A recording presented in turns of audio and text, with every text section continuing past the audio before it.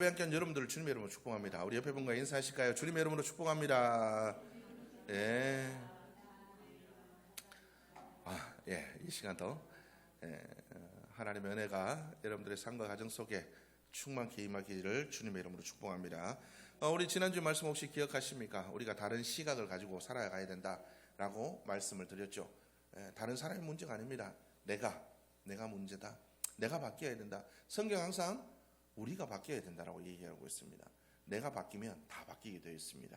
하나님의 은혜로 내가 바뀌면, 내가 죽고 내가 바뀌면 나의 삶은 다 바뀌게 되어 있습니다. 꼬라지도 보기 싫은 그 사람을 용납하지 못하는 내 마음에 용량이 부족한 나를 여러분들이 바라보시기를 바랍니다. 이 용량을 넓혀달라고 기도하는 자들이 되어야 될 줄로 믿습니다. 그래서 우리가 그렇게 바뀌어져 갈 때 하나님은 변화의 역사를 이루어 주실 줄로 믿습니다. 다른 믿음의 시각을 가지고 우리가 그렇게 바라보면 눈앞의 문제도 더 이상 두렵지 않습니다. 왜요? 하나님이 다 예비하신 길들이기 때문에 우리는 두려워할 필요가 없다라는 거죠. 우리가 다른 시각을 가지고 볼 수 있기를 바랍니다. 왜 나에게가 아니라 하나님이 어떻게 이기게 하실 건가? 무리를 걸어가게 하실 건가? 물을 가르게 하실 건가? 아니면 그것도 아니면 날아가게 하실 건가? 믿음의 시각으로 바라보면 소망이 있습니다. 우리 그리스도인은 이런 소망으로 살아가야 됩니다. 다른 시각이 열리면 우리의 삶들 속에 소망이 있고 확신이 생깁니다. 여러분들이 이 소망과 확신으로 살아가는 믿음의 삶이 될 수 있기를 주님의 이름으로 축복합니다. 여러분, 우리가 정말 이런 소망과 확신 가운데 거하는지를 돌아볼 수 있기를 바랍니다. 여러분들 어떤 소망으로 살아가십니까? 어떤 확신으로 살아가십니까? 여러분, 우리가 확신하는 것들이 있죠. 확신하는 것들이 있습니다. 여러분, 길 가다가 돈 1,000원짜리 10,000원짜리 보면 줍습니다. 쓰레기는 안 줘도 그건 줍죠. 왜 주어요? 돈의 가치. 여기가 이 돈이 가치가 있다는 걸 믿기 때문에 그렇습니다. 그렇잖아요. 돈의 가치가 있다는 걸 믿기 때문에 그렇죠. 제가 여기서 종이 이거 주보 이거 찢어가지고 이게 버린다고 줄 사람 누가 있습니까?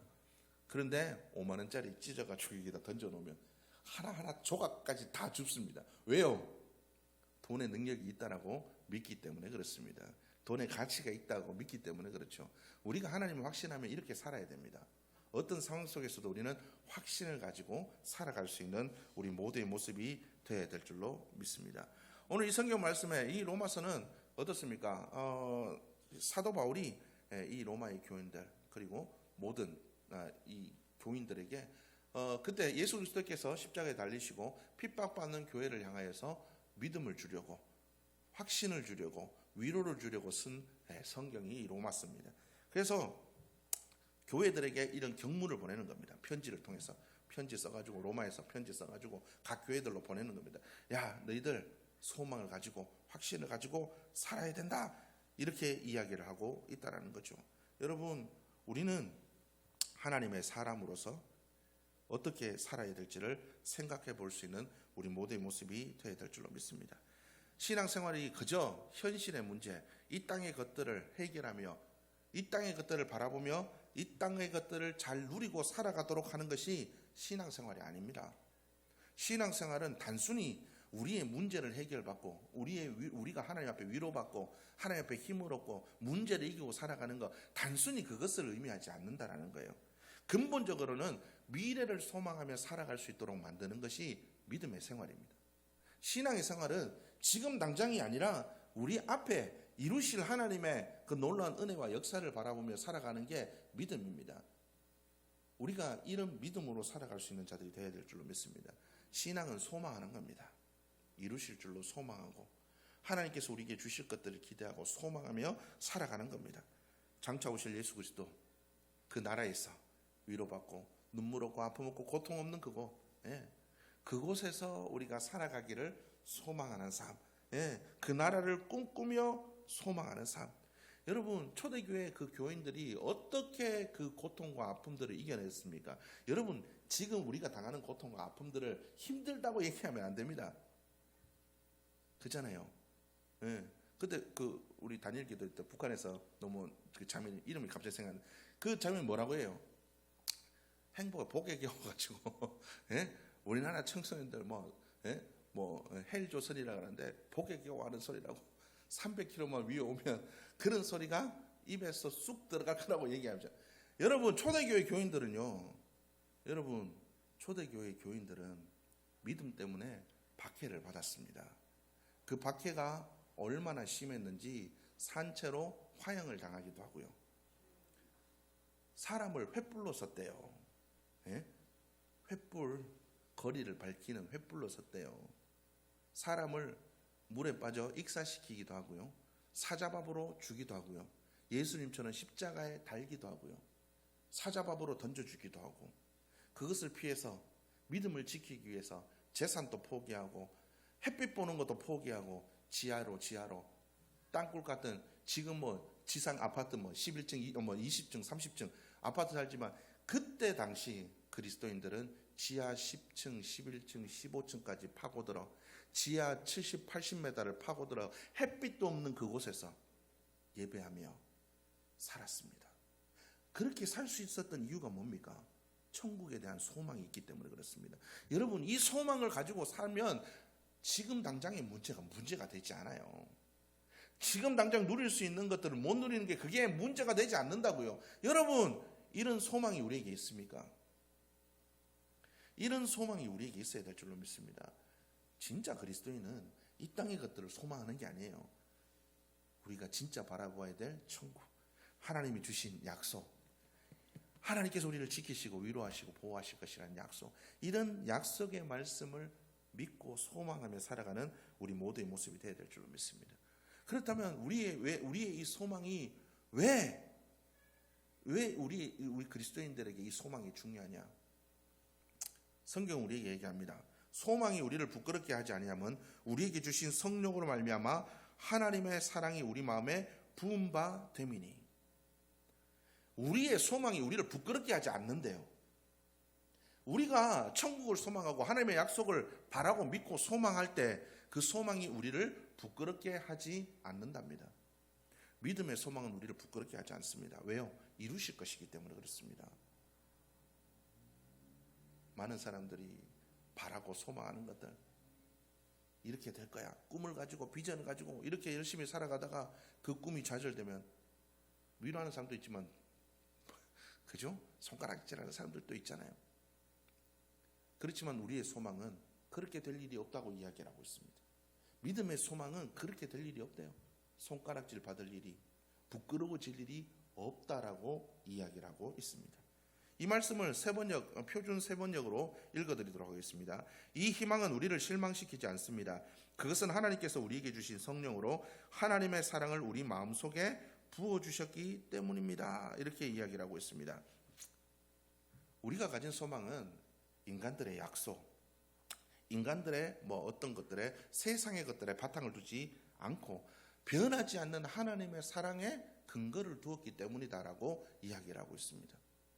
여러분, 인간이 하는 많은 약속 중에서 제일 신실한 약속들이 뭘까요? 결혼, 혼인서약. 그때 어떻습니까? 검은 머리가 팥뿌리가 될 때까지, 아내는 남편을 존경하고 남편은 아내를 사랑하고, 비가 오나 눈이 오나 어떻게 하나 서로를 위하고 사랑하며 살겠습니다. 가슴 벅차가지고 서로 이렇게 하잖아요. 그래 놓고 돌았으면 어떻습니까? 어때요? 검은 머리 팥뿌리 될 때까지 서로를 존경하고 사랑합니까? 대답은 입에 꿀 발라놨습니까?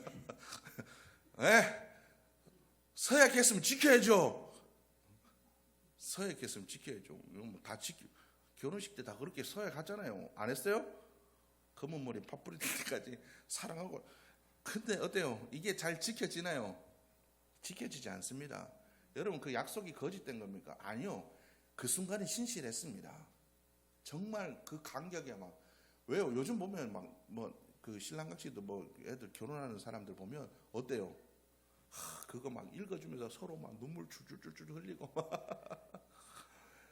어떤 애들은, 남자애들은 꺽꺽꺽꺽 울면서 하고, 그죠? 신부들도 신랑 신부들 서로 눈물을 흘리면서 그렇게 있습니다. 그 순간 진실합니다. 그 약속이 가짜라서가 아니에요. 그 약속을 그 지키고 있다고 약속한 것이 가짜라서 그 약속이 깨지는 게 아닙니다. 우리에게 그 약속을 지킬 능력이 없기 때문에 그렇습니다. 약속은 진실하지만 우리에게 그 약속을 지킬 능력이 없기 때문에 그렇다라는 거죠. 신랑 신부가 한 그 약속들이 진실하지 않습니까? 아니요, 진실합니다. 그 순간에는 내 이 여자, 이 남편을 위해서 평생 헌신하면서 사랑하며 살아야지 합니다. 근데 그 약속을 지킬 능력이 없어요. 다른 여자 보면 눈도 돌아가기도 하고, 예? 평생 존경하기도 했다. 아유, 내가 저걸 믿고 시집 왔나 이런 생각도 들기도 하고. 어떻습니까? 우리 속에 능력이 없어요. 우리 속에 그런 능력이 없다라는 거죠. 그래서 우리는 우리의 것들, 세상의 것들은 우리의 삶들 속에 어떤 확신을 주지 못합니다. 반드시 그렇게 될 거라고 우리 약속하지만 안 돼요. 돈 빌려갈 때는 철석같이 약속하고 갖고 갑니다. 내가 진짜 무슨 일이 있더라도 네 돈만은 줄게. 돌아서면 어떻습니까? 배째랍니다. 예? 돈 빌려준 사람이 주인이 됩니다. 그 왜 그렇습니까? 진짜 빌리러 올 때는 진짜 잘 돼서 갚으려고 꼭 빌립니다. 근데 뭐가요? 환경이 그렇게 안 만들어줘. 능력이 없어요. 인간들에게는 그런 약속들을 지킬 능력이 없습니다. 그 약속들을 지킬 능력이 없기 때문에 우리에게는 소망이 없습니다. 그러나 하나님의 약속은 반드시 지켜집니다. 왜요? 하나님께서 우리를 사랑하시기 때문에 그렇습니다. 하나님께서는 이미 우리에게 그 사랑의 약속을 주셨습니다. 보증해 주셨어요. 이미 예수 그리스도를 우리를 위해서 십자가에 달리게 하시고 우리를 위해서 죽게 하셨다는 겁니다. 쉽게 말하면 하나님께서 우리에게 뭐라고 얘기하시냐면, 야, 내가 너 사랑하니까 네 아들이니까 자, 저 아파트 하나 사줄게. 말로만 한 게 아니에요. 이 아버지가 가난하고 돈도 없고 아니면 아들한테 맨날 싹이나 치고 그런 부모도 아니고, 이 아버지가 이미 아들 명의로 아파트를 하나 사놨어요. 아들 명의로 이미 증여세까지 싹 다 쳐 예수 그리스도를 이 땅에 보내주셨다는 건 그걸 의미합니다. 이미 하나님께서 우리에게 모든 걸 다 주셨다는 거예요. 이미 우리는 안 지켜도 하나님은 이미 주셨다는 거예요. 하나님은 약속을 이미 다 지켰다. 상방 약속인데 이미 하나님께서는 모든 걸 이미 다 주셨다는 거예요. 약속을 이미 이루셨다는 거예요. 여러분, 그래서 이게 중요합니다. 우리는 안 지켜도 하나님의 약속은 이미 모든 걸 다 치렀다. 그 약속에 대한 모든 대가를 치르셨다는 거예요. 그 약속은 깨지지 않습니다. 우리가 실수하더라도 안 깨지고요. 우리가 하나님 그 약속, 하나님과 우리의 그 약속들 가운데 우리가 하나님 앞에 할 게 아무것도 없습니다. 이거는 일방적인 계약이거든요. 일방적인 계약이라서 깨질 수가 없습니다. 내가 심지어 하나님을 등져도 안 깨집니다. 하나님께서 붙잡아 오실 거거든요. 우리가 이런 하나님의 사랑이, 일방적인 사랑이 우리에게 부어졌기 때문에 우리에게 주신 약속은 소망이 있습니다. 이미 모든 걸 다 치러 놓으셨기 때문에.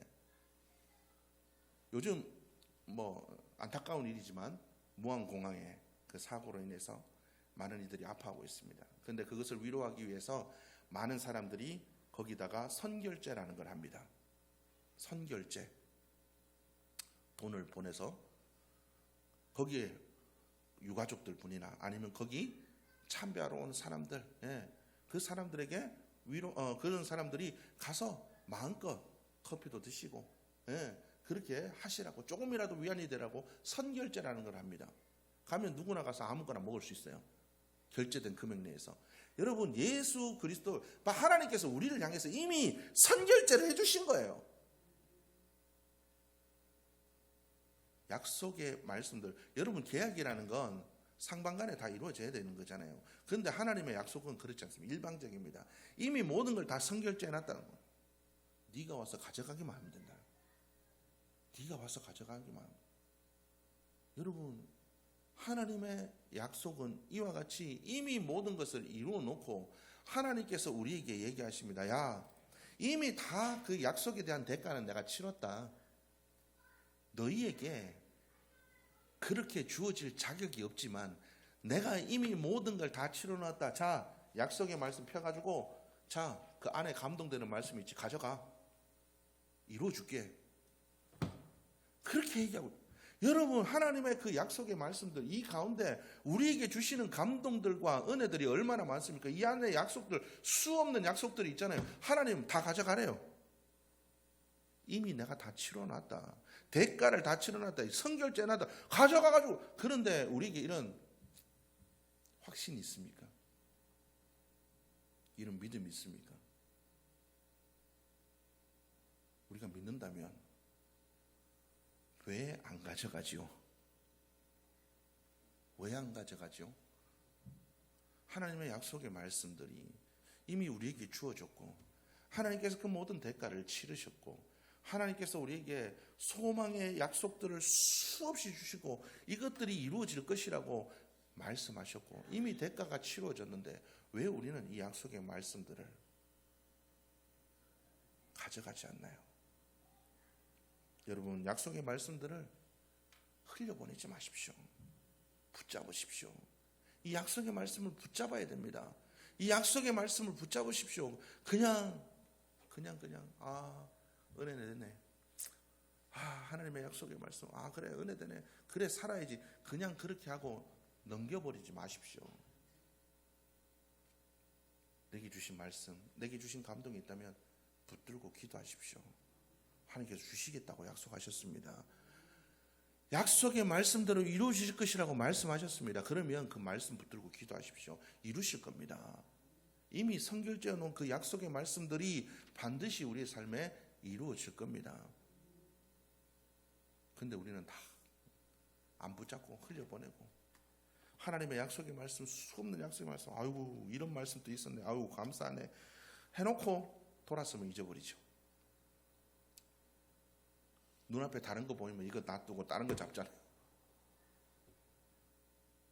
우리가 그런 믿음의 모습으로 살아가는 자들이 되어서는 안 될 것입니다. 우리는 하나님의 약속의 말씀을 붙잡아야 됩니다. 하나님께서 우리에게 감동 주신 것, 하나님께서 우리의 마음에 그죠? 깨우치신 것들은 우리에게 주시기 위해 예비된 것들입니다. 그것들을 왜 놓치고 삽니까? 우리는 그걸 붙잡는 자들이 되어야 되는 줄로 믿습니다. 송구영 신예배 때 받은 말씀들 기억하시나요? 수요예배 때인가요? 최라예배 때 제가 한번 말씀드렸죠. 기억하십니까? 그 말씀 붙들고 기도하십시오. 내가 그냥 뽑았다라고 생각하지 마십시오. 기도하면서 하나님께서 내게 주신 말씀이라고 생각하고 기도하십시오. 올 한해 주신 그 말씀대로 이루어지리라 믿고 기도하십시오. 꼴 보기 싫지만 누군가 것도 뽑으셨죠? 기도하십시오. 그 말씀대로 될 줄로 믿습니다. 하나님께서 주신 말씀이잖아요. 하나님께서 이미 다 대가 치러놓았대요. 그대로 될 거래요. 여러분, 그 말씀을 듣고 기도할 수 있는 여러분들의 모습이 되기를 주님의 이름으로 축복합니다. 우리는 주님께서 우리에게 주신 그 약속의 말씀들을 붙잡고 기도해야 됩니다. 성경 우리에게 얘기합니다. 우리가 아직 연약할 때에 기약대로 그리스도께서 경건하지 않은 자들을 위하여 죽으셨도다. 기약대로. 기약이 뭡니까? 때가 되면 딱 맞는 때 하나님께서 그죠? 우리를 위해서 죽어주셨다. 이렇게 이야기를 하고 있습니다. 여러분, 현실의 상황에 흔들리지 마십시오. 하나님은 하나님의 때에 하나님의 선하신 뜻에 따라서 예수 그리스도를 이 땅에 보내셨고 우리를 위해 구원의 길도 열어주셨고 약속의 말씀들을 누릴 수 있는 은혜를 우리에게 허락해 주셨다는 겁니다. 그런데 우리는 우리의 삶들 속에 항상 상황의 문제에 직면하면 흔들리게 된다는 거죠. 우리는 그 상황 속에 흔들리는 자들이 되어서는 안 될 겁니다. 하나님의 때를 기다리는 자들이 되어야 될 줄로 믿습니다. 하나님의 때를 기다릴 수 있는 우리 모두의 모습이 되어야 될 줄로 믿습니다. 항상 우리의 삶들 속에 하나님이 주시는 그 때가 분명히 있습니다. 때로는 넘어지더라도 얼굴에 철판을 까시기를 바랍니다. 하나님 앞에 달려가십시오. 왜요? 여러분 하나님의 자녀 됐잖아요. 성경은 여러분 우리에게 얘기합니다. 너희가 하나님의 자녀가 되었다. 영접하는 자 곧 그 이름을 믿는 자들에게는 하나님의 자녀가 되는 권세를 주셨으니. 애들 키워보니까 그렇더라고요. 얼마나 막 속상한지 모릅니다. 때로는 막 때려 죽이고 싶기도 하고 막 마음속에 막 이렇게 부글부글 끓어오기도 하고 막 그렇습니다. 또 이쁠 때도 있죠. 이쁠 때도 있고 그렇습니다. 근데 중요한 건 어떻습니까? 그렇게 잘못해도 해실해실 웃고 돌아오면 그냥 뭐 어떻게 해요? 용서되잖아요. 옆에 있는 그거는 용서 안 돼도 내 새끼는 용서가 돼. 좀 안 그래요? 얘는 용서 안 되는데 얘는 용서가 돼요. 왜요? 새끼라서. 우리가 하나님 앞에 그런 존재라는 거죠. 70번씩 7번이라도 용서하겠다. 왜요? 내 새끼니까. 넘어지더라도 소망을 가지십시오. 하나님 우리를 받아주신 하나님이죠. 부끄럽더라도 가십시오. 여러분 자식들이 잘못해도 그 다음날 아침에 일어나면 아빠 밥 줘. 맡겨놨습니까? 아빠 뭐 줘? 맡겨놨습니까? 왜요? 자식이니까. 하나님 앞에 어떤 모습일지라도 나아가시기를 주님의 이름으로 축복합니다. 자녀들이 여러분들에게 행하는 것처럼 똑같이 하면 됩니다. 맡겨놨습니까? 김치 해달라, 뭐 해달라, 이거 해달라, 저거 해달라. 여러분 해주잖아요. 하나님 앞에 우리가 그런 모습으로 좀 나갈 수 있기를 주님을 축복합니다. 왜요? 주시겠다 약속하셨습니다. 우리 아버지 되시겠다 말씀하셨으니까. 이미 그 증거를 십자가로 보여주셨. 다 그 값을 치르셨으니까. 우리는 믿고 나아가기만 하면 됩니다. 이루실 줄로 믿고 그 때를 기다리며 소망 가운데 살아가기만 하면 됩니다. 그러면 이루실 겁니다. 그 복된 은혜의 삶을 여러분들이 살아갈 수 있기를 주님으로 축복합니다. 사도 바울은 자기의 모습을 보면서 뭐라고 얘기하냐면 내가 원하는 바 선은 행하지 않고 원하지 않은 바 악을 행하는도다. 그러므로 내가 한 법을 깨달았노니 곧 선을 행하기 원하는 나에게 악이 함께 있는 것이로다. 오호라 나는 공고한 사람이로다. 이 사망의 몸에서 누가 나를 건져내랴. 자기를 보니까 하나님의 사람이라고는 하는데 선을 행하고자 하는 마음은 있는데 선을 행하지도 않고 맨날 육신해져 가지고 육신의 모습으로 엉뚱하고. 바나바는 자기의 은인이에요. 물에 빠진 사람을 건져준 사람이에요. 그런데 그죠? 마태 그거 하나 때문에 싸워가지고 갈라져가지고 자기 모습을 보니까 부끄러운 거예요. 자기의 모습을 보니까 너무나 부끄러운 거예요. 이 사망의 몸에서 나는 죽을 사람이라는, 죽어 마땅한 사람이라는 거죠. 그런데 그가 뭐라고 이어서 고백하냐 그러면 내가 확신하노니 사망이나 생명이나 천사들이나 권세자들이나 현재일이나 장래일이나 능력이나 높음이나 깊음이나 다른 어떤 피조물이라도 우리를 우리 주 그리스도 예수 안에 있는 하나님의 사랑에서 끊을 수 없느니라. 나는 공고한 사람이다. 이 사망의 몸에서 누가 나를 건져내려고 고백했던 사람이 뭐라고 얘기하냐면 하나님의 사랑에서 나를 끊을 수 없다. 이런 나의 모습일지라도 하나님의 사랑에서 나를 끊을 수 없다는 거예요. 여러분도 마찬가지입니다. 여러분들이 똥통에 굴러도 하나님은 여러분들을 안아주시는 하나님이십니다. 그 어떤 것도 하나님의 사랑에서 여러분들을 끊을 수 없습니다. 이 확신으로 살아갈 수 있기를 바랍니다. 이 확신으로 하나님 앞에 담대하게 나가십시오. 하나님 약속하셨잖아. 주세요. 철판 칼고 구하십시오. 하나님께서 모든 것을 다 치루셨습니다. 약속하셨습니다. 이 믿음을 가지고 소망으로 하나님께 나가는 올 한 해의 모습이 될 수 있기를 주님의 이름으로 축복합니다.